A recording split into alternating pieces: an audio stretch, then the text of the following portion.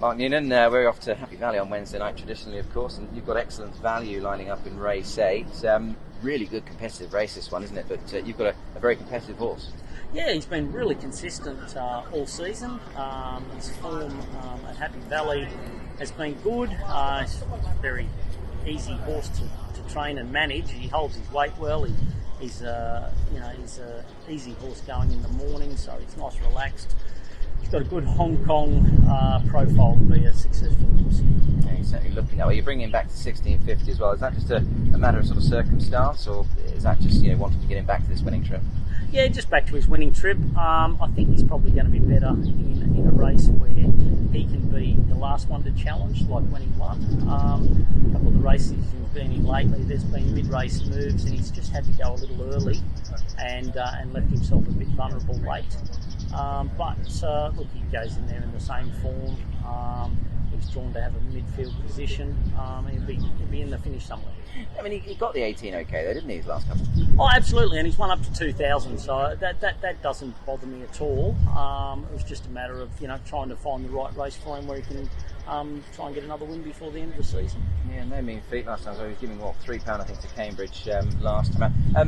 Must ask you, obviously, the way things are going around, things are going generally very good for you and your stable, but Happy Valley, things are going well. You're currently, I think, just leading the sort of the standings there for the trainer with the most wins, so that's quite something. Yeah, look, it is. Look, for a stable in their second season, I've got Casper and Tony Cruz breathing down my neck, so they've got a little bit more Happy Valley experience than I have, but look, I think it's just picking the right horses to run there and getting your tactics right. That's an essential part of winning at Happy Valley, getting your tactics right. And is that something now, I know we're sort of getting to the sort of the dying embers of the season, if you will, and is that something now that you're sort of at the top of the pile, you think, right, okay, let's try and cement this and at least sort of take that Happy Valley crown? Not necessarily. I think it's just a matter of placing the horses where they can win, and if they happen to win and I stay on top, well and good.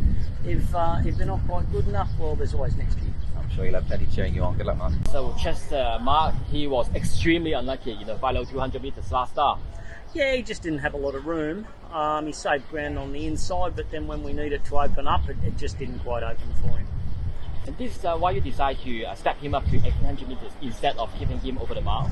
Oh, look, he's always been strong at the end of his races. Even when Hugh Bowman won on him, he only got there in the last dying strides. So he's always given the impression that 1800 would be no issue for him.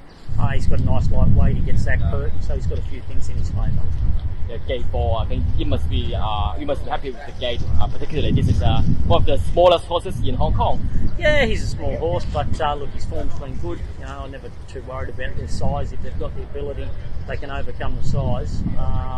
And he gets a good opportunity to try and get a Class 3 bonus tomorrow night. David Eustace, always a little bit frustrating here, isn't it, when horses run up good sequences without winning, and you've got one in the shape of Midori Fuji, second in his last couple.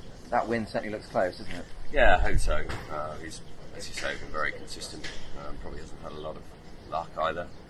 There's not a lot with the barrier for tomorrow either, but he's shown he can finish off well with a smooth run, and just hope the pace is on.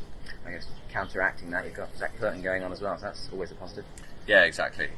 So, no one rides. Got a better try rate than him, so hopefully he can get the job done. And I guess when they are as consistent as he is, probably without getting his head in front, that sort of the handicap is just edging him up a pound or two every time. But off of 57, I mean, in this race on paper, he certainly looks to have his chance, doesn't he? Well, yeah, he does. Yeah, he ticks a lot of boxes, but he's going to need luck from the barrier. Perfect, that'll be funny.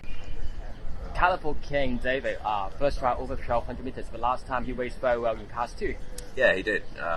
Good run. He was beaten by a good horse. He's got to take him on again, but obviously better swing at the weights and step up in trip, which I think we'll see, but we'll find out tomorrow. I think the gate will help him quite a lot. Yeah, he's had a lot of luck with barriers, which is nice, and speed inside him too. So hopefully he can get a nice trail and finish the race off well. He went forward in his couple of start, and this time he will step up to 12. Which positions would you like to see him? Just where comfortable, first 3, 4, 5, 6, depending on the speed of the race. I'll leave that to Andrea. Really knows the horse very well. He begins good. He won't drag him back, and he won't force him early either. Thank you so much. Ben as well. I think you must be happy that it's no more an emergency for race. Yeah, he was a reserve one last week, so fortunately he has a run this Wednesday. Hopefully it's his third start, so hopefully third time lucky. His last two start over 1,000 meter, actually pretty well. Yeah, very good. He's always shown good ability in his gallops and his trials. So the 1,000 I think was good practice for him, and I guess he could travel quite strong. So he's done things really well in those races with speed.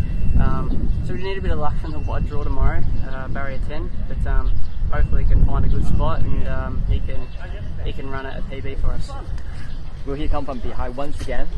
Well, he's obviously there's 9 horses on his inside that have a close position to the rail. So hopefully we can. I'd just be without discussing with Dennis and Connections, Dennis and Connections, that we can just find a spot where he's comfortable. We'll obviously discuss tactics later, but I think off his 2 runs, he has to be given quite a bit of respect given the way he performed. And he'd obviously naturally any horse that wins from wide over the 1200 Happy Valley has had luck. So hopefully good luck's on his side. Thank you so much.